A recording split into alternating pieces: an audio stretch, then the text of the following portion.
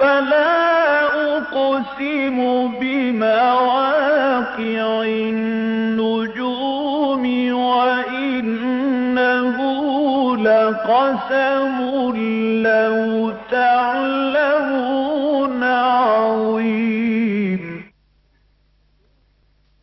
إنه لقرآن كريم في كتاب مكنون لا يمسه إلا المطهرون تنزيل من رب العالمين.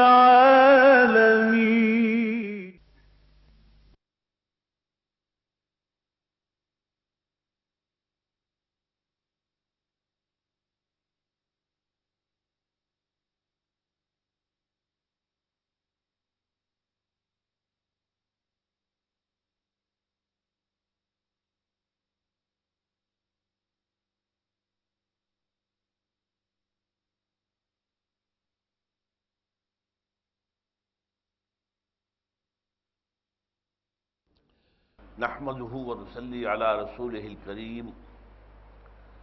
اما بعد فقد قال الله تبارك وتعالى كما ورد في سورة المائدة اعوذ بالله من الشيطان الرجيم بسم الله الرحمن الرحيم يسألونك ماذا أحل لهم قل أحل لكم الطيبات صدق الله العظيم رب اشرح لي صدري ويسر لي امري واحلل عقدة من لساني يفقهوا قولي اللهم ربنا الهمنا رشدنا واعذنا من شرور انفسنا اللهم ارنا الحق حقا وارزقنا اتباعه وارنا الباطل باطلا وارزقنا اجتنابه آمین یا رب العالمین۔ سورہ مائدہ کی جو ہم نے آیات 3 پڑھی ہیں ان میں بہت سی چیزوں کے بارے میں وضاحت ہوئی ہے کہ ان کا کھانا حرام ہے۔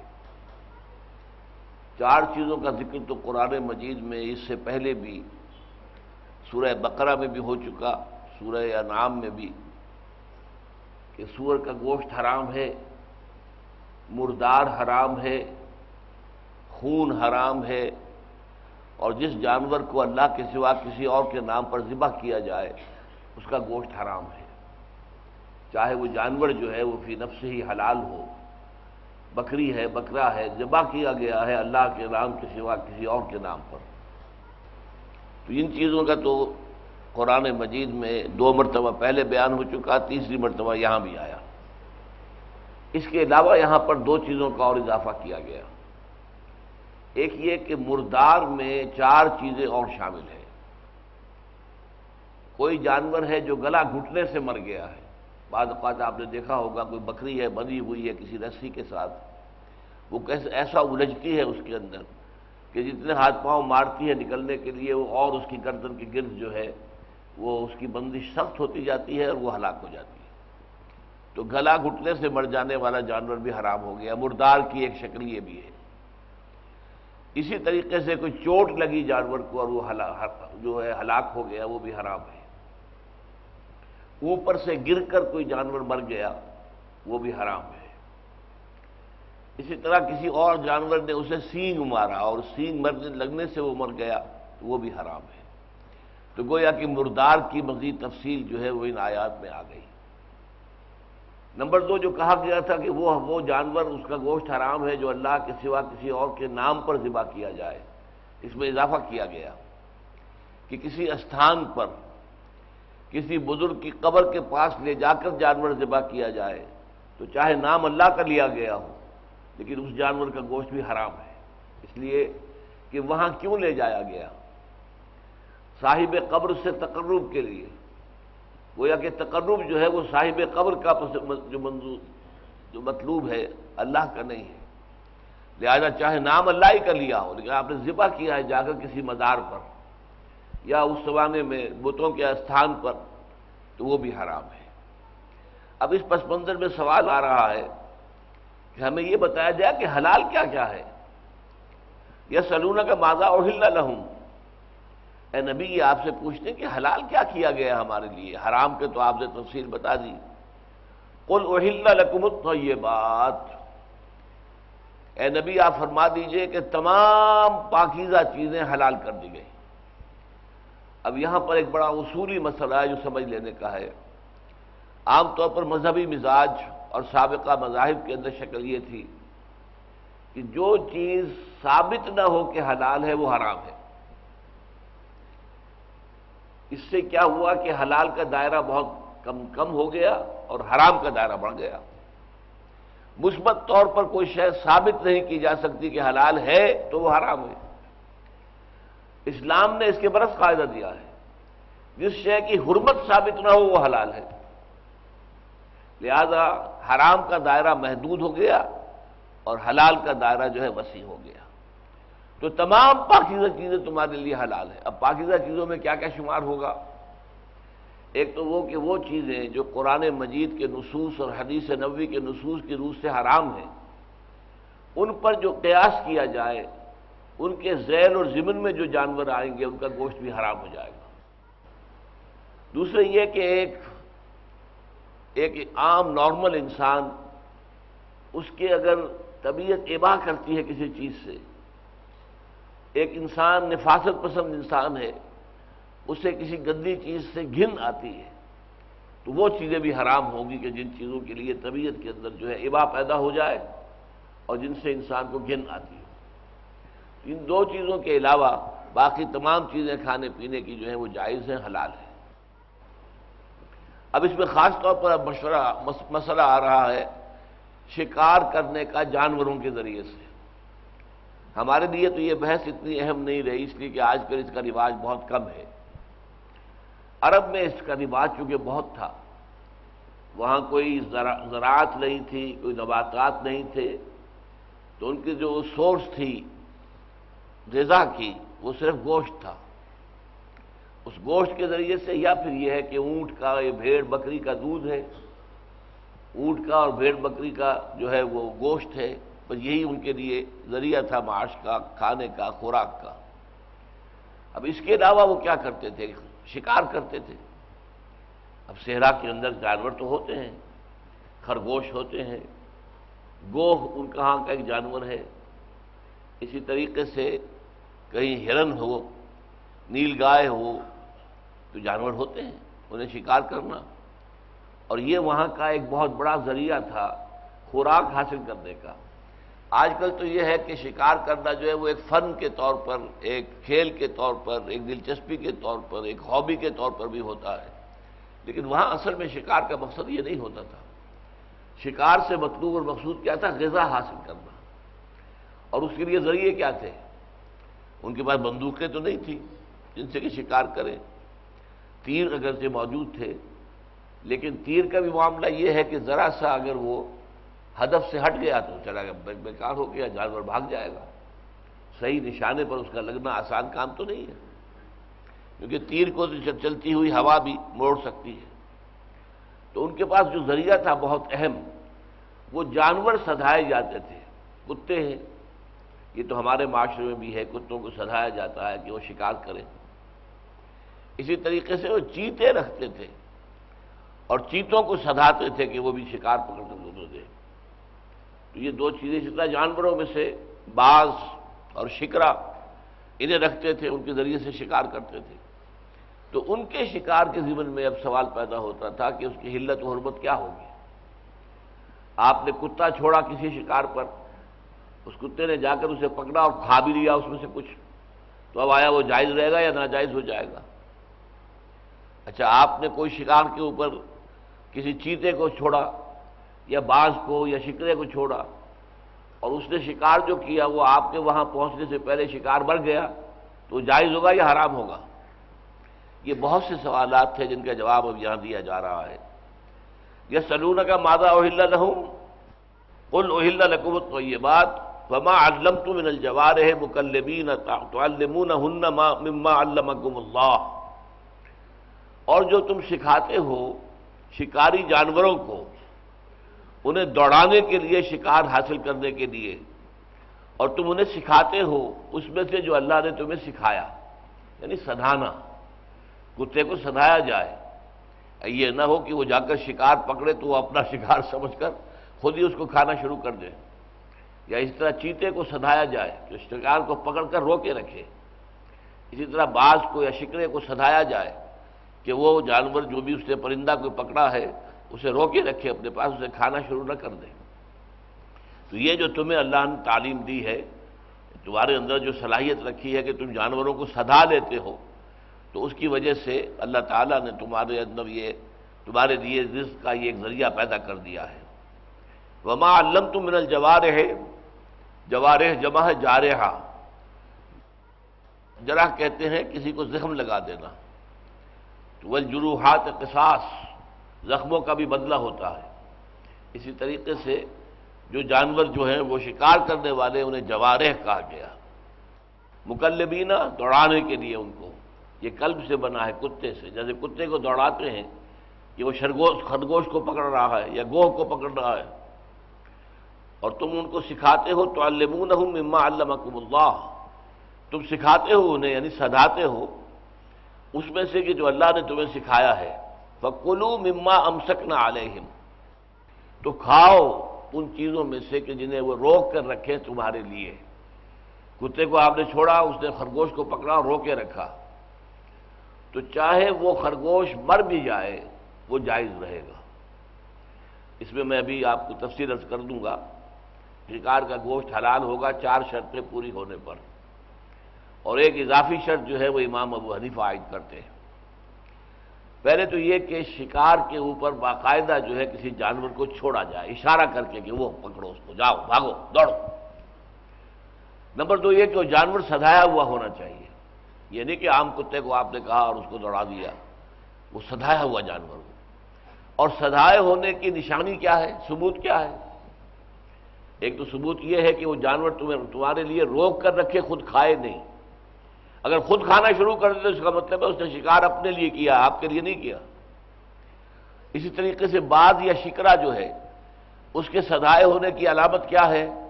کہ اگرچہ وہ اپنے شکار کے پیچھے دوڑ رہا تھا لیکن آپ نے آواز دی اسے تو وہ فوراً واپس آ گیا۔ آپ نے اتنا کچھ سدھا رکھا ہے کہ آپ کی آواز پر وہ اپنے شکار کو چھوڑ کر آ گیا۔ اگر یہ 2 شرطیں پوری ہو رہی ہیں تو وہ سدھایا ہوا جانور ہے۔ اگر یہ 2 شرطیں پوری نہیں ہوتی ہیں تو پھر وہ سدھایا ہوا جانور نہیں ہے، پھر اس نے جو شکار کیا اپنے لیے کیا، آپ کے لیے نہیں کیا۔ تیسرے آ رہا ہے آگے وَاذْكُرُ اسْمَ اللَّهِ عَلَيْهِ، اس پر نام لیا کرو اللہ کا۔ یہاں عام سیاق کلام سے تو محسوس ہوتا ہے کہ کھاتے ہوئے بسم اللہ کہا جائے، لیکن اجماع ہے اس پر مفسرین کا کہ اس سے مراد یہ ہے کہ جب کتے کو چھوڑو شکار کے پیچھے، یا باز یا شکرے کو چھوڑو شکار کے پیچھے تو بسم اللہ پڑھ کر چھوڑو۔ یہی معاملہ تیر کا ہے، تیر کے ذریعے سے آپ شکار کر رہے ہیں، ہرن نظر آ رہا ہے سامنے اور تیر چلایا ہے آپ نے اسے شکار کرنے کے لیے، تو تیر چھوڑتے ہوئے اگر آپ نے بسم اللہ کہہ دی ہے تو یہ بسم اللہ کہہ دینا کافی ہے۔ اسی پر بہت بحثیں ہوتی رہی ہیں، میں پڑھتا رہا ہوں اپنے بچپن میں علماء کے درمیان بحثیں کہ آیا بندوق کا معاملہ بھی یہی ہے کہ بندوق کو فائر کرتے ہوئے اگر بسم اللہ پڑھ لی جائے تو یہ کفایت ہو کرے گی؟ تو یہ بحث رہے جو ظاہر بات ہے کہ نیا مسئلہ، بندوق اس وقت نہیں تھی، جو قیاس کیا جائے گا اسی تیر کے اوپر کہ جب تیر کمان سے نکل رہا ہے تو آپ نے بسم اللہ اگر کہہ دی ہے تو اسی طریقے سے جب آپ نے ٹریگر دبایا ہے اور گولی نکلے گی آپ کی بیرل سے تو اس وقت اگر بسم اللہ کہہ دیا تو وہ بھی کفایت کرے گا۔ وما علمتم من الجوارح مکلبین تعلمونہن مما علمکم اللہ فکلوا مما امسکنا علیکم۔ اچھا، امام ابو حنیفہ نے ایک اضافی شرط یہ لگائی ہے کہ وہ شکاری کتا یا شکاری جانور یا شکاری پرندہ مجروح ضرور کرے اسے۔ لفظ جراحت سے اور جوارے سے یہ نتیجہ نکالا ہے امام ابو حنیفہ نے، کیونکہ کچھ زخمی کرے گا تو خون نکلے گا۔ اگر زخمی بھی نہیں کیا ہے اور وہ ویسے ہی مر گیا جانور تو وہ تو مردار کے حق میں ہو جائے گا کہ خون نہیں نکلا اس کا، جس کی وجہ سے کہ مردار جو ہے حرام ہے، اسی بنا پر وہ قیاس کیا جائے گا ایسے جانور کو کہ جس کے اوپر کوئی زخم بھی نہیں لگا کہ اس کو کوئی خون نکلا ہو۔ واتقوا اللہ، اور اللہ کا تقوی اختیار کرو، ان اللہ سریع الحساب، یقیناً اللہ تعالی حساب لینے میں بہت تیز ہے، بہت جلدی حساب چکا لیتا ہے، اس کے کمپیوٹرز جو ہیں وہ بہت بڑے کمپیوٹرز ہیں، ان کو معاملہ جمع تقسیم ضرب کرتے ہوئے کوئی وقت نہیں لگتا۔ واتقوا اللہ، یہ سارے معاملات ایسے ہیں کہ جن میں اللہ کا تقویٰ پیش نظر رہنا چاہیے۔ یہ نہیں کہ کہیں بھی تمہیں لوپ ہول نظر آئے تو اسے استعمال کرنے کی کوشش کرو، بلکہ احتیاط کا تقاضا یہ ہے کہ جہاں شک ہو جائے وہاں رک جاؤ۔ جیسے کہ حضور نے فرمایا الحلال بین والحرام بین، کیا چیز حلال ہے یہ بھی واضح ہے اور کیا چیز حرام ہے یہ بھی واضح ہے۔ وبینہما مشتبہات، ان دونوں کے مابین کچھ چیزیں ہوتی ہیں جن کے شک ہوتا ہے کہ یہ حلال ہے یا حرام ہے، مشتبہات ہیں، نہ کوئی صریح دلیل اس کی حرمت کے لیے ہے، نہ کوئی صریح دلیل اس کی حلت کے لیے ہے۔ تو فرمایا ایسی چیزوں سے بھی بچو، فاتقوا الشبہات، کیونکہ اس میں شک ہو گیا ہے کہ یہ شاید حرام ہو، اس لیے بچنے کی کوشش کرو۔ تو یہ ہے تقویٰ۔ واتقوا اللہ ان اللہ سریع الحساب۔ الیوم احل لکم الطیبات، دوبارہ دہرا دی بات، آج سے مراد ہے اب، یعنی یہ وقت جیسا کہ میں نے عرض کیا ہے یہ سورہ مبارکہ نازل ہوئی ہے یہ سن 6 کے اواخر میں یا سن 7 کے شروع میں، سن 6 ہجری سن 7 ہجری، صلح حدیبیہ کے بعد۔ اور اس میں جو شریعت محمدی ہے علی صاحب الصلاۃ والسلام، اس کے جو تکمیلی احکام ہیں وہ دیے گئے ہیں۔ لہذا یہاں پھر فرمایا الیوم احل لکم الطیبات، آج کے دن یا اب تمہارے لیے تمام پاکیزہ چیزیں حلال کر دی گئی۔ یہ میں پہلے بیان کر چکا ہوں طیبات سے مراد کیا ہے۔ اگر کوئی شے قرآن مجید کی نص، کسی حدیث کی نص کی روح سے حرام شے ہے تو اس کے ذیل میں جو چیزیں آ جائیں گی، اسی کی قسم کی جو چیزیں ہوں گی وہ حرام ہوں گی، وہ طیبات نہیں ہے۔ اور وہ چیزیں کہ جن سے فطرت انسانی اباح کرے، جو انسان کو پسند نہ ہو، جن سے کراہت آتی ہو، یا جیسے لفظ استعمال کرے جن سے گھن آتی ہو، ان سے بھی بچنا چاہیے، اس لیے کہ وہ بھی اصل میں طیبات میں شامل نہیں ہے۔ الیوم احل لکم الطیبات وطعام الذین اوتوا الکتاب حل لکم وطعامکم حل لہم، اور جن لوگوں کو تم سے پہلے کتاب دی گئی تھی ان کا کھانا بھی تمہارے لیے حلال ہے اور تمہارا کھانا ان کے لیے حلال ہے۔ اور کھانے سے مراد یہاں پر روٹی نہیں ہے بلکہ گوشت کے بارے میں اصل حکم ہے، وہ ذبح کیا ہوا ہے یا نہیں ہے۔ مشرک آدمی نے چاہے ذبح بھی کیا ہو وہ گوشت حرام ہوگا، لیکن اہل کتاب یہودی اور عیسائی اگر ذبح کر لیں تو ان کا کھانا جو ہے ان کا وہ گوشت حلال ہو جائے گا، آپ اسے کھا سکتے ہیں، لیکن وہ جھٹکا نہ ہو۔ جیسے کہ سکھوں کے ساتھ ہمارا جو معاملہ چلتا تھا، جو علامہ اقبال نے کہا ہے، یا بحث میں اردو ہندی ہے یا قربانی یا جھٹکا ہے۔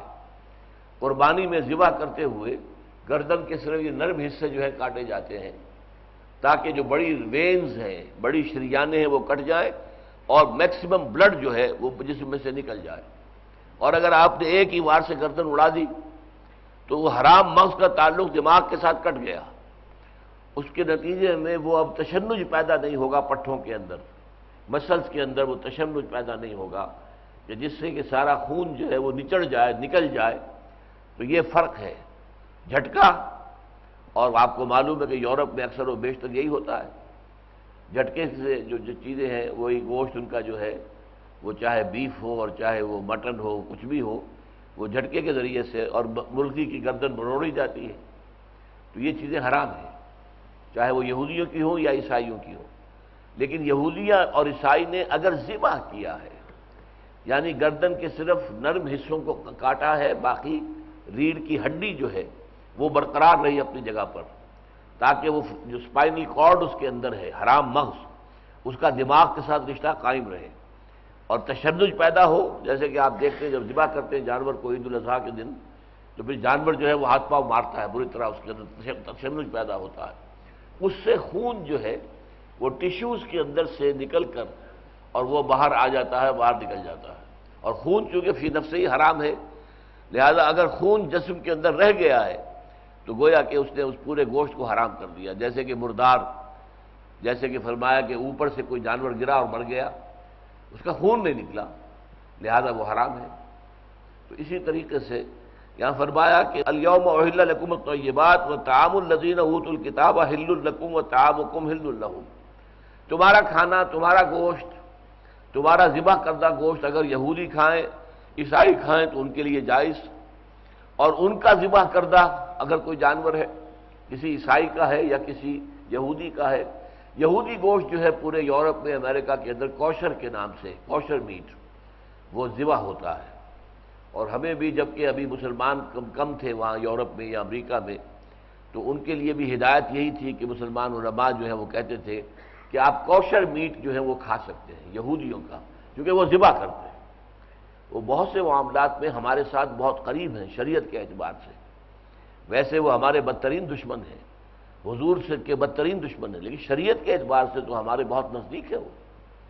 یہ عجیب معاملہ ہے۔ عیسائی ہمارے بہت نزدیک ہیں حضرت عیسیٰ کے بارے میں،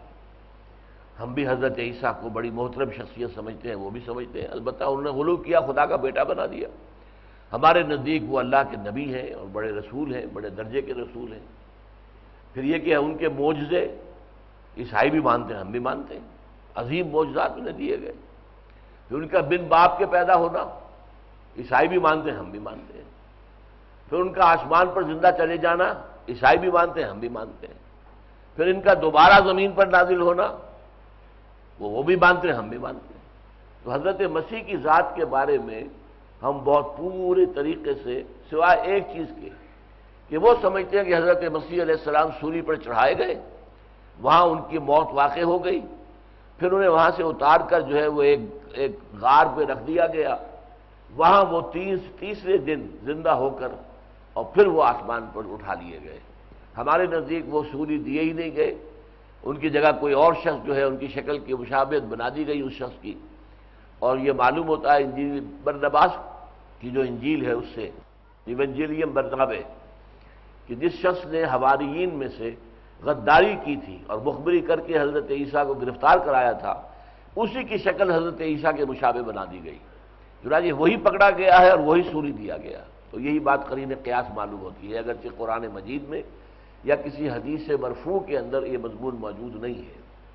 لیکن برنباس کی انجیل میں وہ ساری تفصیل موجود ہے۔ بہرحال الیوم احل لکم الطیبات وطعام الذین اوتوا الکتاب حل لکم، یعنی ذبیحہ یہودیوں کا عیسائیوں کا تمہارے لیے حلال ہے، وطعامکم حل لہم، اور تمہارا کھانا جو ہے وہ تو ذبح ہے ہی، ذبیحہ وہ ان کے لیے حلال ہے۔ والمحصنات من المؤمنات، اب ایک دوسرا کھاتا ہے شادی کس کس سے کرنا جائز ہے، تو محصنات ہوں۔ اب یہ محصنہ کا لفظ جو ہے دو معنی میں آتا ہے، حصن کہتے ہیں قلعے کو، کوئی قلعے کے اندر ہے یعنی حفاظت کے اندر ہے،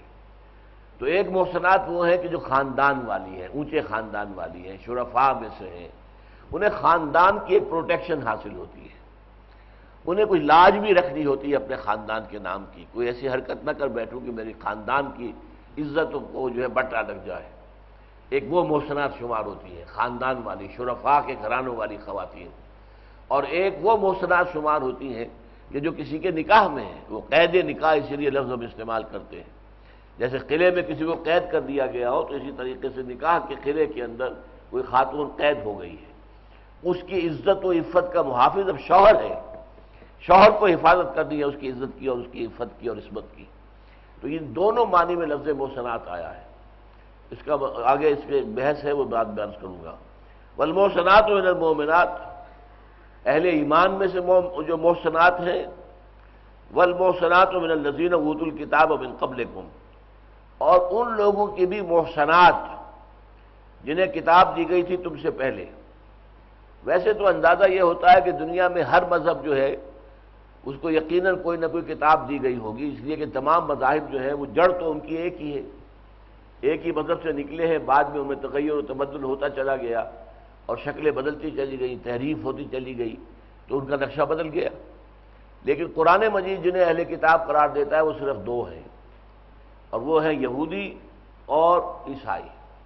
تورات والے اور انجیل والے۔ یہ بحث میں اس لیے کہہ رہا ہوں کہ ہندوستان میں بڑے زور شور سے اٹھی ہوئی ہے کہ ہندوستان میں ہندوؤں کے پاس بھی جو کتابیں ہیں وہ بھی آسمانی کتابیں ہیں، تو انہیں بھی اہل کتاب ماننا چاہیے۔ اب وہاں جو لبرل قسم کے لوگ ہیں، جو روشن خیال لوگ ہیں، وہ کہتے ہیں کہ ہندو اور مسلم نکاح کی اجازت ہونی چاہیے، اس لیے کہ وہ بھی اہل کتاب ہے، ان کے پاس جو ہے کتابیں موجود ہیں، ان کے پاس اپنشد ہیں، اور ان کے پاس جو ہے ایک وہ منو سمرتی بھی ہے جو حضرت نوح علیہ السلام کا قانون سمجھا جاتا ہے، اس لیے کہ محققین نے یہ بات کہی ہے۔ ڈوبائس ایک فرینچ ریسرچر تھا جس نے 40 برس ہندوستان میں رہ کر ہندوؤں کے جو اسکرپچرز ہیں، مذہبی کتابیں، ان کا مطالعہ کیا اور اس نتیجے پر پہنچا کہ منو جو کہلاتا ہے، منو ہندوؤں کے ہاں وہ مہانوح سے بنا ہے، مہا بڑا، عظیم نوح علیہ السلام، اور جو سمرتی ہے، منو سمرتی، وہ حضرت نوح علیہ السلام کو جو اللہ نے کتاب دی تھی اور اس میں جو قانون دیا تھا، شریعت دی تھی، وہ ہے اللہ عالم۔ یہ ایک فرینچ اسکالر کی اور اس کی جس نے ریسرچ کی ہے، 40 برس لگائے، اس میں تو کوئی شک نہیں کہ یہ لوگ جب ریسرچ کرتے ہیں تو اس کا حق ادا کرتے ہیں۔ بہرحال اس کے باوجود سوائے یہودیوں اور عیسائیوں کے کسی کو اہل کتاب نہیں مانا جا سکتا۔ قرآن مجید کے نزدیک یہی دو اہل کتاب ہیں۔ جیسے کہ ہم جانتے ہیں کہ نبی تو ہر قوم میں آئے ہیں، 1.25 لاکھ سے زیادہ تعداد ہے انبیاء کی جو آئے ہیں، 313 جو ہیں وہ اولو العزم پیغمبر جو ہیں، رسول اولو العزم من الرسل، وہ بھی 313 ہیں، لیکن ہم نام لے کر صرف انہی کو رسول اور نبی مانیں گے جن کا ذکر قرآن میں آیا ہے۔ باقی گمان ہو سکتا ہے گوتم بدھ اللہ کے نبی ہوں، گمان ہو سکتا ہے کہ کرشن جی جو ہیں وہ بھی اللہ کے نبی ہوں۔ میرا ایک گمان ہے کہ سقراط بھی اللہ کا نبی تھا، کنفیوشس بھی معلوم ہوتا ہے کہ اللہ کا نبی تھا۔ وَلِكُلِّ قَوْمٍ ہاد، قرآن کہتا ہے کہ ہر قوم کے لیے ہم نے ہادی بھیجے ہیں۔ وَإِن مِّن قَرْيَةٍ إِلَّا خَلَا فِيهَا نَذِيرٌ، کوئی بستی دنیا میں ایسی نہیں ہے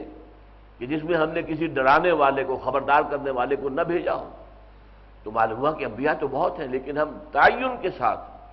صرف ان انبیاء پر ایمان رکھتے ہیں کہ جن کے نام قرآن مجید میں آ گئے ہیں۔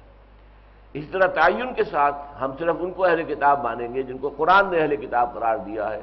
یعنی یہودی اور عیسائی۔ تو تمہارے لیے والمحصنات من المؤمنات، اہل ایمان عورتوں میں سے جو محسنات ہوں، پھر میں نے عرض کیا محسنات وہ جو خاندان والی، شرفاء کے گھرانوں سے تعلق رکھنے والی، والمحسنات من الذین اوتوا الکتاب من قبلکم، اور محسنات ان میں سے بھی کہ جنہیں کتاب دی گئی تھی تم سے قبل، وہ تمہارے لیے حلال ہے۔ تو اہل کتاب کی خواتین سے شادی کرنے کی جو اجازت یہاں دی گئی ہے اس کے بارے میں مختلف آراء ہیں۔ حضرت ابن عباس رضی اللہ تعالیٰ عنہ کی رائے یہ ہے، عنہما کہنا چاہیے، اب ابن عباس، عبداللہ ابن عباس رضی اللہ تعالیٰ عنہما، حبر الامہ، حضور نے فرمایا کہ یہ بہت بڑے عالم ہیں، اللہم فقہہ فی الدین وعلمہ التاویل، خاص دعا کی ہے اللہ اس نوجوان کو دین کا فہم عطا فرما، تفقہ عطا فرما، اور قرآن مجید کی تعویل اور تفسیر کا علم انہیں عطا فرما۔ وہ کہتے ہیں کہ یہ اجازت جو ہے یہودی اور عیسائی عورتوں سے نکاح کی، یہ صرف ان یہودیوں اور عیسائیوں کی عورتوں سے نکاح کی اجازت ہے کہ جو دارالاسلام میں رہتے ہوں، مسلمان ملک میں رہتے ہوں اور ذمہ بن کر رہتے ہوں۔ یہ رائے جو ہے میرے نزدیک بہت قوی ہے، میں بعد میں عرض کروں گا تفصیل کے ساتھ، کہ ان کی رائے تو واضح ہے کہ یہ اجازت جو ہے، اگرچہ قرآن مجید میں کوئی الفاظ نہیں ہے، الفاظ عام ہیں، لیکن ان کی رائے یہ ہے کہ یہ صرف جو دارالاسلام میں مسلمانوں کی حکومت میں رہنے والے یہودی ہوں، عیسائی ہوں، ان کی جو خواتین ہیں، لڑکیاں ہیں، ان سے شادی کرنے کی اجازت ہے۔ احناف یہ کہتے ہیں کہ غیر ممالک میں رہنے والی جو ہیں عورتیں، یہودی اور نصرانی، ان سے بھی اجازت تو ہے، اس لیے کہ قرآن نے کوئی تحدید نہیں کی ہے، لیکن مکروہ ہے۔ یہ مکروہ کیوں ہے؟ اصل میں اس کو سمجھ لیجئے کہ ظاہر بات ہے کہ آپ نے شادی کی کسی یہودی سے، یہودن سے یا عیسائی عورت سے، تو اب عام لحاظ کیا ہے کہ مرد غالب ہوتا ہے، عورت مغلوب ہوتی ہے۔ الرجال قوامون علی النساء، سورہ نساء میں ہم پڑھ چکے ہیں، مرد حاکم ہیں عورتوں پر۔ لیکن جب صورتحال یہ ہو جائے کہ آپ محکوم ہو اور کوئی دوسری قوم جو ہے عیسائی یہودی آپ پر حاکم ہوں، آپ امریکہ میں جا کر آباد ہوئے ہیں تو وہاں تو حاکم تو عیسائی ہیں، آپ تو محکوم کی حیثیت رکھتے ہیں، آپ کی تو پوزیشن جو ہے وہ نہیں ہے جو عیسائیوں کی ہے، لہذا وہ بیلنس ختم ہو گیا۔ لہذا عیسائی عورت سے آپ کو نکاح کرنے کی اجازت ہے، کسی عیسائی مرد سے مسلمان عورت کا نکاح جائز نہیں ہے، اس لیے کہ مرد کو غالب سمجھا جاتا ہے، عورت جو ہے مغلوب ہے۔ مرد مؤثر ہوگا، اثر انداز ہوگا عورت پر، عورت متاثر ہوگی مرد سے، لیکن یہ کہ اگر صورت یہ ہو کہ عورت جو ہے وہ حاکم قوم سے ہے اور مرد محکوم قوم سے ہے تو صورتحال برعکس ہو جائے گی۔ چنانچہ بہت سی شادیاں جو امریکہ وغیرہ میں ہوئی ہیں، مسلمانوں نے وہاں لوکل عیسائی خواتین سے، لڑکیوں سے شادیاں کی ہیں، انجام بہت برا ہوا ہے، بہت برا ہوا اکثر و بیشتر۔ نمبر ایک تو یہ کہ اولاد کا جھگڑا پڑ جاتا ہے، اولاد مسلمان ہوگی کہ عیسائی ہوگی، اور ظاہر بات ہے کہ اولاد پر جتنا اثر ماں کا ہو سکتا ہے باپ کا تو ہو ہی نہیں سکتا۔ باپ نے تو صبح نکل جانا ہے اور شام کو رات گئے آنا ہے۔ اکثر و بیشتر تو کہا جاتا ہے کہ اولاد سے ہفتے میں صرف ایک دن ملاقات ہوتی ہے اور وہ دن اتوار کا ہے، ورنہ صبح اندھیرے منہ نکل گئے کام پر۔ یہی معاملہ کراچی میں بھی ہے۔ مجھ سے یہ بات کہی تھی آج سے 15-20 سال پہلے ایک صاحب نے، جو رہتے تھے لانڈی میں اور جاتے تھے کام کرنے کے لیے وہ پورٹ پر، سی پورٹ بندرگاہ جو ہے، تو وہ کہتے ہیں کہ ہم ایسے وقت میں گھر سے نکلتے ہیں کہ بچے سوئے ہوتے ہیں اندھیرے منہ، اور پھر رات کو واپس آتے ہیں تو پھر وہ سوئے ہوئے ہوتے ہیں، تو ہماری ملاقات نہیں ہوتی بچوں سے سوائے اتوار کے دن۔ تو ظاہر بات ہے کہ ماں جو ہے اس کا کانٹیکٹ زیادہ قریبی ہے، باپ کا کانٹیکٹ تو کم ہے۔ ماں زیادہ اثر انداز ہوگی، باپ کم اثر انداز ہوگا، تو اس پہلو سے باپ کو اجازت ہے کہ وہ عیسائی عورت یا یہودی عورت سے شادی کر لے، لیکن کسی مسلمان عورت کو اجازت نہیں ہے کہ وہ عیسائی مرد یا یہودی مرد سے شادی کرے۔ اس کے اندر ایک بڑا عجیب سا نکتہ پیدا کیا ہے ڈاکٹر ذاکر نائک نے، خوبصورت انداز ہے یہ کہنے کی باتیں، اس لیے کہ آپ عیسائیوں اور یہودیوں کے مجمع میں جب بات کریں گے تو جو دلیل میں دے رہا ہوں وہ دلیل تو انہیں کڑوی لگے گی، لیکن جو انہوں نے بات کہی ہے وہ واقعتاً انہیں میٹھی لگے گی، کہ اگر کوئی عیسائی یا یہودی عورت مسلمان کے گھر میں آتی ہے تو اس مسلمان کے گھر میں حضرت عیسیٰ کا ذکر بھی ہوگا تو احترام سے ہوگا، حضرت موسیٰ کا ذکر ہوگا تو احترام سے ہوگا، اس کے جذبات کو کوئی ٹھیس نہیں پہنچے گی۔ جو عیسائی ہے یا یہودی ہے، جب حضرت موسیٰ کا احترام کیا جا رہا ہے مسلمان کے گھرانے میں اور حضرت عیسیٰ کا احترام ہو رہا ہے تو اس کے جذبات کو ٹھیس نہیں لگے گی۔ لیکن مسلمان عورت اگر گئی عیسائی کے گھر میں یا یہودی کے گھر میں تو وہ تو حضور کا ذکر کریں گے، جھوٹا، یہ بنا ہوا بناوٹی قسم کا نبی، یہ نبی تو نہیں مانتے ہو۔ لہذا مسلمان عورت کے دل کو ٹھیس لگے گی، صدمہ پہنچے گا، اس کے جذبات جو ہے مجروح ہوں گے۔ اس لیے مسلمان عورتوں کو نکاح یہودی یا عیسائی مردوں سے نکاح کی اجازت نہیں ہے، مسلمان مردوں کو یہودی یا عیسائی عورتوں سے نکاح کرنے کی اجازت ہے۔ اگرچہ میں کہہ چکا ہوں کہ حضرت ابن عباس کے نزدیک یہ صرف ذمی جو یہودی اور عیسائی اسلامی مملکت میں رہتے ہوں ان کی خواتین کے بارے میں اجازت ہے۔ احناف جو ہیں ابو حنیفہ رحمۃ اللہ علیہ اور ان کے ساتھی، ان کی رائے یہ کہ نہیں، اجازت عام ہے، البتہ ان سے نکاح کرنا دارالحرب یا دارالکفر کی خواتین جو ہے عیسائی اور یہودی مکروہ ہے۔ لیکن ایک رائے اور بھی ہے بعض حضرات کی کہ یہ الفاظ عام ہیں تو عام ہی رہیں گے، ہر حال میں، ہر وقت، ہر ماحول میں ایک مسلمان کے لیے جائز ہے کہ وہ یہودی عورت سے نکاح کرے یا عیسائی عورت سے، تو یہ تیسری رائے بھی موجود ہے۔ اسی طرح محسنات کے لفظ کے بھی معنی جو ہے وہ دو ہیں، جو جیسا کہ میں عرض کر چکا ہوں، خاندانی شرفاء کے گھرانوں سے تعلق رکھنے والیاں، اور ایک محسنات ہوتی ہیں جو کسی کے قید نکاح میں ہوں۔ تو محسنات سے یہاں مراد کون ہے؟ خاندانی شرافت والیاں۔ چنانچہ امام شافعی کی رائے جو ہے وہ یہ ہے کہ لونڈیاں نہ ہوں، محسنات سے مراد ہے جو اچھے گھرانوں کی لڑکیاں ہوں، خواتین ہوں، ان سے شادی کی جا سکتی ہے۔ تو فرمایا الیوم احل لکم الطیبات وطعام الذین اوتوا الکتاب حل لکم وطعامکم حل لہم والمحصنات من المؤمنات والمحصنات من الذین اوتوا الکتاب من قبلکم اذا آتیتموہن اجورہن۔ اب شرائط وہی ہیں، مسلمان عورت سے نکاح کرو یا یہودی یا عیسائی عورت سے، تمہیں ان کے مہر ادا کرنے ہوں گے۔ جب تم نے ان کو دے دیے، ان کے حوالے کر دیے ان کے مہر، محسنین، اب وہ لفظ محسن آ گیا، انہیں اپنی نکاح کی قید میں لینے کے لیے، یعنی ان کو حفاظت میں لینا، ان کی عزت اور عصمت اور عفت کی حفاظت اب تمہارے ذمہ ہے۔ وہ جو علامہ اقبال کہتے ہیں کہ نسوانیت زن کا نگہباں ہے فقط مرد، مرد ہے جو کہ عورت کی نسوانیت کا، اس کی عزت کا، اس کی عفت کا، اس کی عصمت کا جو ہے وہ محافظ بنتا ہے۔ تو اس اعتبار سے نسوانیت زن کا نگہباں ہے فقط مرد، نہ پردہ نہ تعلیم نئی ہو کہ پرانی، یعنی تعلیم والیم سے بات نہیں بنتی، بلکہ عورت کی عصمت و عفت جو ہے وہ تو وہ شوہر جو ہے جس کے قید نکاح میں وہ ہے، وہ اگر واقعتاً غالب ہے اور وہ اپنے گھر میں واقعی قوام ہے اور اس کی جو ہے حکومت وہاں قائم ہے، تبھی عورت کی جو ہے عصمت و عفت جو ہے وہ محفوظ رہ سکے گی۔ محسنین غیر مصافحین، انہیں قید نکاح میں لینے کے لیے شادی کی جا رہی ہو، محض مستی نکالنے کے لیے نہیں، وقتی طور پر لذت حاصل کرنے کے لیے نہیں۔ ولا متخذی اخدان، اور نہ ہی کوئی چھپی دوستی لگانا،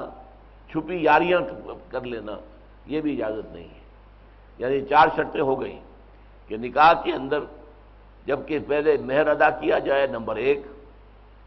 قید نکاح میں لے کر ایک قلعے کے اندر لے لیا جائے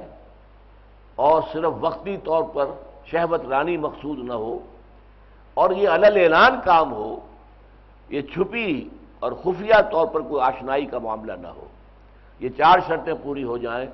تو محسنات مومنین میں سے بھی اور اہل کتاب یہودی اور عیسائیوں میں سے بھی جائز ہے کہ ان سے نکاح کیا جائے۔ وَمَن يَكْفُرْ بِالْإِيمَانِ فَقَدْ حَبِطَ عَمَلُهُ، اور جو شخص ایمان کے ساتھ کفر کرے گا تو اس کے تو تمام اعمال جو ہیں حبط ہو گئے۔ اس سے مراد کیا ہے؟ ایمان کے ساتھ کفر، ایک رائے یہ کہ اس سے مراد اہل کتاب ہے۔ اہل کتاب ایمان رکھتے ہیں تورات پر، یا عیسائی ایمان رکھتے ہیں انجیل پر، لیکن قرآن کو نہیں مانتے، تو ایک پہلو سے مومن ہو گئے، ایک پہلو سے کافر ہو گئے۔ وَمَن يَكْفُرْ بِالْإِيمَانِ، جو ایمان کے ساتھ کافر ہوئے، یعنی ایمان بھی ہے ان کا تورات پر ہے، اور تورات کے بارے میں قرآن کہتا ہے فیہا ھدی ونور، اس میں ہدایت بھی ہے، نور بھی ہے۔ انجیل کے بارے میں قرآن کے اپنے الفاظ ہیں فیہ ھدی ونور، اسی سورہ مائدہ کے 7ویں رکوع میں یہ بات آ جائے گی، انجیل میں بھی ہدایت بھی ہے، نور بھی ہے، تو اس کو تو مانتے ہیں۔ اس اعتبار سے گویا کہ وہ مومن بن گئے، لیکن قرآن کو نہیں مان رہے، محمد کو نہیں مان رہے صلی اللہ علیہ وسلم، تو کافر ہو گئے۔ ایک معنی تو یہ لیے گئے، اور یا دوسرا معنی کیا ہے؟ منافق۔ وَمَن يَكْفُرْ بِالْإِيمَانِ، یعنی وہ ایمان کا دعویٰ کرتے ہیں لیکن کافر ہیں، ظاہری طور پر مومن ہیں، حقیقت میں کافر ہیں۔ اور تیسری رائے یہ ہے، میرے نزدیک یہ زیادہ قوی ہے، وہ یہ ہے کہ ایمان تو ہے، قرآن کو مانا تو ہے، لیکن قرآن کے کچھ احکام مان رہے کچھ نہیں مان رہے۔ یہ وہ بات ہے جو سورہ بقرہ کی آیت نمبر 85 میں آئی ہے، افتؤمنون ببعض الکتاب وتکفرون ببعض، تو اے تورات اور انجیل کے ماننے والوں، اور اسی پر قیاس کیجئے اے قرآن کے ماننے والوں، کیا تم ہماری کتاب اور شریعت کے ایک حصے کو مانتے ہو اور ایک کو نہیں مانتے؟ ہم نے نماز فرض کی، تم نماز پڑھتے ہو، ہم نے رمضان کے روزے فرض کیے، تم رمضان کے روزے رکھتے ہو، لیکن ہم نے سود حرام کیا، اس سے باز نہیں آتے، ہم نے رشوت حرام کی ہے، وہ تم لے رہے ہو، لہذا گویا کہ تم نے شریعت کے ایک حصے کو مانا اور ایک کا انکار کیا۔ افتؤمنون ببعض الکتاب وتکفرون ببعض، تو کیا تم ہماری کتاب کے ایک حصے پر ایمان رکھتے ہو اور ایک کا انکار کرتے ہو؟ فما جزاء من یفعل ذلک منکم الا خزی فی الحیاۃ الدنیا، تو جو کوئی بھی تم میں سے یہ روش اختیار کرے گا اس کی سزا اس کے سوا کچھ نہیں ہے کہ دنیا میں ذلیل و خوار کر دیے جائیں، ویوم القیامت یردون الی اشد العذاب، اور قیامت کے دن انہیں شدید ترین عذاب میں جھونک دیا جائے۔ فرمایا ومن یکفر بالایمان فقد حبط عملہ، جس نے ایمان کے ساتھ کفر کو بھی ملا لیا تو اس کے تمام اعمال ضائع ہو گئے، اللہ کے ہاں ان کی کسی نیکی کی کوئی قدر و قیمت نہیں، کسی نیکی کے عمل میں کوئی وزن نہیں، اس لیے کہ انہوں نے ایمان اور کفر کو گڑبڑ کر لیا ہے۔ جیسا کہ میں نے عرض کیا تھا کہ اس سے اہل کتاب بھی مراد ہو سکتے ہیں، منافق بھی مراد ہو سکتے ہیں، اور خود مسلمانوں میں سے وہ لوگ جو شریعت کے ایک حصے پر عمل کریں اور دوسرے حصے کو ترک کر دیں، دوسرے حصے کو پاؤں تلے رون دیں معاذ اللہ، تو وہ بھی اس سے مراد ہو سکتے ہیں کہ ان کے تمام اعمال پھر ان کی نیکیاں ضائع ہو جائیں گی۔ نمازیں پڑھ رہے ہیں، داڑیاں لمبی لمبی رکھے ہوئے ہیں، سودی کاروبار کر رہے ہیں، بیکار گئی ساری نمازیں، بیکار گئی سارے حج اور عمرے بیکار گئے، حبط عمل ہو، حبط اسی کو کہتے ہیں، اعمال کا حبط ہو جانا، ساری نیکیاں ختم، اس لیے کہ تم نے شریعت کے ایک حصے کو مانا ہے اور ایک کو نہیں مانا، حالانکہ اللہ کا حکم یہ بھی ہے، اللہ کا حکم یہ بھی ہے۔ اب اگر تو اللہ کا حکم ماننا تو دونوں مانو، اور اگر تم نے ایک کو مانا تو اس لیے مانا کہ وہ تمہیں پسند ہے، اس میں تمہیں کوئی تکلیف نہیں، اور دوسرے کو چھوڑ رہے ہو اور نہیں مانتے ہو تو اس لیے کہ تمہارا نفس جو ہے ماننے کو تیار نہیں ہے کہ اس نقصان کو برداشت کرو۔ سودی کاروبار میں نفع زیادہ ہو رہا ہے، سودی کاروبار سے ہمارا کاروبار زیادہ پھیل رہا ہے، ہم نے بینک سے رقم لے کر جو اپنے کاروبار کو وسعت دے دی ہے، بہت ہم نے رقم لے کر بینک سے سود پر اور اپنی بلڈنگ بڑی اونچی بنا لی ہے۔ تو یہ چیزیں وہ ہے کہ جو حبط اعمال، فقد حبط عملہ وہو فی الآخرۃ من الخاسرین، اور وہ آخرت میں ہوں گے بہت گھاٹا پانے والوں میں سے، خسارہ پانے والوں میں سے، ناکام رہ جانے والوں میں سے، تباہ و برباد ہو جانے والوں میں سے۔ اب اس کے بعد وضو کا حکم آ رہا ہے۔ یا ایھا الذین آمنوا اذا قمتم الی الصلاۃ، اہل ایمان جب تم کھڑے ہو نماز کی طرف، اب یہ قامہ الی، کسی کام کے لیے کھڑے ہونا، متوجہ ہونا کسی کام کی طرف۔ اب یہ قامہ جو ہے کتنے معنوں میں آتا ہے؟ قامہ علی، تو کسی کے اوپر مسلط ہو جانا، قامہ علی، الرجال قوامون علی النساء، مرد جو ہے عورتوں کے اوپر حاکم ہے۔ قامہ الی، قامہ الی ہے کسی کام کے لیے کھڑے ہو جانا، کمر کس لینا، ارادہ کر لینا۔ اذا قمتم الی الصلاۃ، جب تم نماز کے لیے کھڑے ہو جاؤ، تمہارا ارادہ ہو نماز پڑھنے کا، فاغسلوا وجوہکم وایدیکم الی المرافق، تو تم دھو لیا کرو اپنے چہروں کو بھی اور اپنے ہاتھوں کو بھی کوہنیوں تک، الی المرافق یہ کوہنیاں ہیں، یہاں تک ہاتھوں کو دھویا جائے، اور اس میں پہلے سے مقدر ہے کہ پہلے ہاتھ دھو لیے جائیں گے، اس لیے کہ پہلے ہاتھ، جس سے کہ باقی جسم کو دھونا ہے پہلے ان کو پاک کیا جائے، تبھی تو پھر چہرے کو ہم نے دھونا ہے تو وہ پاک ہاتھ ہوں۔ آپ نے اگر ہاتھوں کو دھونا ہے تو آپ کے ہاتھ پاک ہونے چاہیے، لہذا پہلے ہاتھ، لیکن اس کا یہاں ذکر نہیں کیا گیا، بلکہ ذکر کیا کیا گیا؟ فاغسلوا وجوہکم وایدیکم الی المرافق، یہ تو ہمارے نزدیک متفق علیہ شے ہو گئی۔ وامسحوا برؤوسکم وارجلکم الی الکعبین، اب یہاں پر ذرا دقت ہے، ارجلکم، ارجلکم، یہ دونوں جو ہے قرأتیں موجود ہیں۔ ارجلکم کے ساتھ اگر معاملہ ہو تو وہ امسحو کے ساتھ ہو جائے گا، مسح کر لیا کرو سروں پر اور پیروں پر، اگر ارجلکم پڑھے۔ یہ ہے معاملہ اہل تشیع کا۔ اہل تشیع کے نزدیک سر پر بھی مسح ہے، پاؤں پر بھی مسح ہے،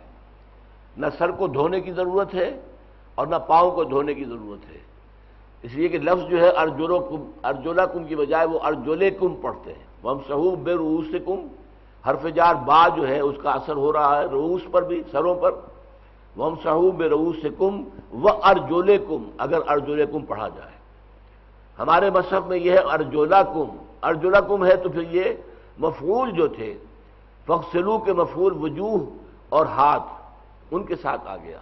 اور دھو لیا کرو پیروں کو بھی الی الکعبین، ٹخنوں تک۔ یہ الی الکعبین کی جو شرط لگا دی گئی ہے یہ بتاتی ہے کہ یہ دھونے سے مراد ہے، ورنہ مسح کرنے میں تو کعبین کا کوئی معاملہ نہیں ہے، یہ تو دھونے ہی کا معاملہ ہوگا۔ تو جیسے کہ دھونا ہے کوہنیوں تک، پاؤں کا بھی دھونے کا معاملہ ہوگا تو ہم ٹخنا، یعنی ٹخنے کی حد تک دھونا ہے، ٹخنا بھی دھونا ہے، اس میں شامل ہے، غائط مغیہ میں شامل ہے یا نہیں، اس پر بڑی بحثیں ہوتی ہیں اہل فقہ کی۔ اغسلوا وجوہکم وایدیکم الی المرافق، تو آیا کوہنیوں تک دھونا ہے یا کوہنیوں سمیت دھونا ہے؟ یہ فرق ہو جائے گا نا۔ کوہنی تک دھو لیا میں نے، کوہنی صاف رہ گئی، خشک رہ گئی تو وضو نہیں ہوا، کوہنی بھی دھوئی جائے گی، کوہنی بھی اس کے اندر شامل ہے۔ اسی طرح پاؤں پر، پاؤں کو دھوئیں گے آپ تو یہ جو ٹخنا ہے یہ بھی اس میں شامل ہوگا اور ٹخنے کو بھی دھونا ہوگا۔ تو فاغسلوا وجوہکم وایدیکم الی المرافق، وامسحوا برؤوسکم، اور مسح کر لیا کرو اپنے سروں کا، وارجلکم، اور دھو لیا کرو اپنے پیروں کو بھی ٹخنوں تک۔ اب اگلا حکم آ رہا ہے، یہ تو ہوا وضو، جو چھوٹی ناپاکی سے انسان کو وضو کرنا پڑتا ہے، آپ نے پیشاب کیا ہے یا آپ نے اور حاجت جو ہے وہ پوری کی ہے، آپ بیت الخلاء سے ہو کر آئے ہیں، یا یہ کہ آپ کی ہوا خارج ہو گئی ہے، تو اس سے تو یہ ہے کہ جو ناپاکی ہے یہ حدث کہلاتا ہے، یہ چھوٹا ہے، وضو سے اس کی کفالت ہو جائے گی۔ لیکن اگر جنابت ہے، بیوی سے ہم بستری کی ہے، یا رات کو سوتے ہوئے احتلام ہو گیا ہے، اس صورت میں صرف وضو نہیں بلکہ غسل۔ وَإِن كُنتُمْ جُنُبًا، اور اگر تم ہو جاؤ جنوبی، یعنی اگر تم نے اپنی بیویوں کے ساتھ ہم بستری کی ہے، فَطَّهَّرُوا، تو خوب پاکی حاصل کرو۔ فَطَّهَّرُوا یعنی پورے جسم کو دھونا ہے، جہاں جہاں تک جو بھی سرفیسز ہیں باڈی کی، جہاں تک پانی پہنچایا جا سکتا ہو پانی پہنچانا ہے، یہاں تک کہ فرمایا گیا ہے تحت کل شعرۃ جنابۃ، ہر بال کے نیچے بھی جنابت کا اثر ہوتا ہے، لہذا دیکھو کہ سر کا کوئی بال خشک نہ رہ جائے، سارے بال جو ہے پورے طریقے سے تر ہو جائیں، اور جسم کا کوئی حصہ جو ہے وہ خشک نہ رہ جائے۔ اس لیے کلی کرنا اور ناک میں پانی دینا وضو کے فرائض میں نہیں ہے، وضو کے لیے وہ سنتیں ہیں، فرائض نہیں ہے، لیکن غسل کے لیے جو غسل جنابت ہے اس کے لیے یہ لازم ہے، ناک میں پانی دینا اور اوپر چڑھانا ناک کو، تاکہ ناک بھی پوری اندر سے تر ہو جائے، اور اسی طریقے سے جو کلی کرنا ہے مغمضہ، بلکہ غرارہ کرنا، غرارہ کا انداز وہ کرنا، یہ بھی ضروری ہے، تاکہ جسم کی جتنی بھی سرفیسز جو ہیں وہ ایکسپوزڈ ہیں ان تک پانی پہنچ جائے۔ فَطَّهَّرُوا یہ باب تفاعل آیا ہے، تکلف کے ساتھ، اہتمام کے ساتھ پاکی حاصل کرو۔ وَإِن كُنتُم مَرْضَىٰ، لیکن اب چند شکلیں آ رہی ہیں کہ جن میں آپ کو اجازت دی جا رہی ہے، وضو سے بھی اجازت اور غسل سے بھی۔ ان کنتم مرضی، اگر ہو تم بیمار، پانی کا استعمال جو ہے نقصان دے رہا ہو، اگر فرض کیجئے کہ جسم میں کسی جگہ پر زخم لگا ہوا ہے، اب اگر آپ غسل کریں گے تو زخم میں پانی جائے گا، اس سے خرابی پیدا ہو جائے گی۔ تو نمبر ایک، ان کنتم مرضی، اگر تم بیمار ہو، او علی سفر، یا تم سفر پر ہو، سفر پر عام طور پر پانی بہت تھوڑا ہوتا ہے، کسی کے پاس فرض کیجئے ایک چھاگل پانی اس نے اپنی اونٹنی کے ساتھ لٹکا رکھی ہے، زیادہ پانی تو نہیں ہے، اب فرض کیجئے کہ اس کو رات اس نے کہیں قیام کیا ہے، وہاں اسے احتلام کی کیفیت ہو گئی ہے، اسے نہانے کی ضرورت پیش آئی ہے، اور پانی اتنا ہے تھوڑا سا کہ وہ صرف پینے کے لیے کفایت کرے گا، تو اس کے لیے بھی ظاہر بات ہے کہ غسل کا امکان نہیں ہے۔ او جاءکم منکم من الغائط، یا تم میں سے کوئی جائے ضرور سے آئے، یعنی بیت الخلاء سے انسان فراغت حاصل کر کے آ رہا ہو، او لامستم النساء، یا تم نے ہم بستری کی ہو، ملامست کہتے ہیں چھونا، ایک دوسرے کو چھونا، تم نے عورتوں کے ساتھ ملامست کی ہو، فلم تجدوا ماء، اور تم نہ پاؤ پانی، پانی نہیں ہے، کیا کریں؟ فتیمموا صعیدا طیبا، تو قصد کرو پاک مٹی کا، فامسحوا بوجوہکم وایدیکم ایدیکم منہ، اور اس سے اپنے چہروں کو اور ہاتھوں کو مل لیا کرو۔ ما یرید اللہ لیجعل علیکم من حرج، اللہ تعالیٰ تم پر کوئی تنگی نہیں کرنا چاہتا، سختی نہیں کرنا چاہتا، ولکن یرید لیطہرکم، ہاں یہ ضرور چاہتا ہے کہ تمہیں پاک کر دے اچھی طرح، ولیتم نعمتہ علیکم، اور تاکہ اپنی نعمت تمہارے اوپر کامل کر دے، لعلکم تشکرون، تاکہ تم شکر ادا کرو اس کا۔ یوں سمجھ لیجئے کہ یہ دونوں قسم کی ناپاکیاں جو ہے، ایک چھوٹی ناپاکی جس سے صرف وضو لازم آتا ہے، جیسے کہ میں نے کہا ریح خارج ہو گئی، بیت الخلاء سے آئے ہیں، تو ظاہر بات ہے کہ صرف آپ کا وضو کفایت کرے گا اور آپ پاک ہو جائیں گے۔ اور دوسری بڑی ناپاکی ہے، بیویوں سے ہم بستری کی ہے، احتلام ہو گیا ہے، اس طرح کا معاملہ اگر ہے، اور اسی طریقے سے چھوٹی بھی ناپاکی ہے، ان دونوں ناپاکیوں کا قائم مقام تیمم ہے، دونوں کا۔ ایک صحابی کے بارے میں آتا ہے کہ انہوں نے یہ سمجھا تھا کہ احتلام کی شکل میں تو پھر تیمم جو ہے تو پورے جسم کو وہ خاک میں لوٹ رہے تھے، تاکہ پورا جسم میرا جو ہے وہ خاک کے ساتھ جو ہے اس آلودہ ہو جائے، تب تیمم جو ہے اس کا بڑی ناپاکی کا جو تیمم ہے وہ یہ ہوگا۔ تو انہیں بتایا گیا کہ نہیں، ایسا نہیں ہے، بلکہ تیمم ایک ہی ہے، پاک مٹی پر ہاتھ مارنا اور اس سے اپنے ہاتھوں کو بھی مل لینا اور چہرے کو بھی، بس یہ تیمم ہے۔ باقی نہ پاؤں کا معاملہ، نہ سر کا معاملہ، کچھ نہیں، اور نہ جسم کا باقی جو ہے پاک کرنا، باقی وہ تو جیسا کہ میں نے کہا غسل کرو گے تو جسم کا ایک ایک حصہ پوری طریقے سے آنا چاہیے، تر ہو جانا چاہیے، بالوں کی جڑوں کے اندر پانی پہنچنا چاہیے۔ لیکن اگر تیمم ہے تو بہت آسان اللہ نے کر دیا، پاک مٹی، ہاتھ مارا، اس ہاتھ سے جو ہے پہلے اپنے دونوں ہاتھوں کو یہ مل لیا، اور پھر چہرے کو دوسری مرتبہ ہاتھ مارا، اور اس سے پھر اپنے چہرے کو مل لیا۔ یہ ہے کہ جو اللہ کی طرف سے ایک آسانی دی گئی ہے۔ اللہ تعالیٰ تمہارے لیے سختی نہیں چاہتا۔ ہو سکتا ہے کہ اللہ تعالیٰ تمہارے اوپر سختی کرتا کہ نہیں، ہر حال میں تمہیں نہانا ہے، پانی تھوڑا سا تمہارے پاس ہے، اس سے پہلے استعمال کر لو، پینے کے لیے دیکھا جائے گا، نہیں، اللہ نرمی کرتا ہے۔ ما یرید اللہ لیجعل علیکم من حرج، اللہ نہیں چاہتا کہ تم پر کوئی تنگی کرے، ولکن یرید لیطہرکم، ہاں وہ پاک ضرور کرنا چاہتا ہے، تو پاکی کے لیے اس نے قائم مقام بنا دیا، وضو کا بھی غسل کا بھی، دونوں کا قائم مقام تیمم ہے۔ وَلِيُتِمَّ نِعْمَتَهُ عَلَيْكُمْ لَعَلَّكُمْ تَشْكُرُونَ، اور تاکہ تم پر اپنی نعمت کا اتمام فرما دے، تاکہ تم شکر کرو۔ وَاذْكُرُوا نِعْمَتَ اللَّهِ عَلَيْكُمْ وَمِيثَاقَهُ الَّذِي وَاثَقَكُم بِهِ إِذْ قُلْتُمْ سَمِعْنَا وَأَطَعْنَا وَاتَّقُوا اللَّهَ إِنَّ اللَّهَ عَلِيمٌ بِذَاتِ الصُّدُورِ، اور یاد رکھو اللہ کی نعمت کو جو تم پر ہوئی ہے، وہ نعمت سب سے بڑی یہ قرآن ہے جو اللہ نے عطا فرمایا ہمیں۔ وَاذْكُرُوا نِعْمَتَ اللَّهِ عَلَيْكُمْ وَمِيثَاقَهُ الَّذِي وَاثَقَكُم بِهِ، اور اس میثاق کو، اس معاہدے کو یاد رکھو جس میں اللہ نے تمہیں جکڑ لیا ہے۔ اذ قلتم سمعنا واطعنا، جب تم نے کہا سمعنا واطعنا، یہ سورہ بقرہ کے آخری حصے میں یہ الفاظ آئے ہیں، سمعنا واطعنا غفرانک ربنا والیک المصیر، ہم نے سنا اور مانا، اطاعت کی، اے پروردگار ہم نے سنا تیرا کلام، تیرے احکام سنے اور ہم نے مان لیے۔ جب تم نے کہا یہ سمعنا واطعنا تو گویا کہ اب تم جکڑے گئے ہو، اب اللہ کے ساتھ تم بندھ گئے ہو، اللہ نے تمہیں جکڑ لیا ہے ایک میثاق کے اندر۔ اب ظاہر بات ہے اس کی بھی جواب دہی کرنی پڑے گی، ایک طرف شریعت کے کو مانتے ہو، دوسری طرف شریعت کی خلاف ورزی کر رہے ہو تو پکڑے گئے، گویا کہ تم نے اپنے اس عہد کی خلاف ورزی کی ہے، اللہ سے جو معاہدہ تھا اس کو توڑ دیا ہے۔ وَاذْكُرُوا نِعْمَتَ اللَّهِ عَلَيْكُمْ وَمِيثَاقَهُ الَّذِي وَاثَقَكُم بِهِ، اور اس میثاق کو یاد رکھو کہ جس کو اللہ نے تمہیں جکڑ لیا ہے، تمہیں پوری طریقے سے باندھ لیا ہے۔ اذ قلتم سمعنا واطعنا، جبکہ تم نے کہا ہم نے سنا اور مانا۔ واتقوا اللہ، اور اللہ کا تقوی اختیار کرو۔ ان اللہ علیم بذات الصدور، یقیناً اللہ تعالیٰ جاننے والا ہے ان چیزوں کو بھی جو سینوں کے اندر ہے۔ اللہ صرف ظاہر کو نہیں دیکھتا، ظاہر اعمال پر دار و مدار نہیں ہے، بلکہ اللہ تعالیٰ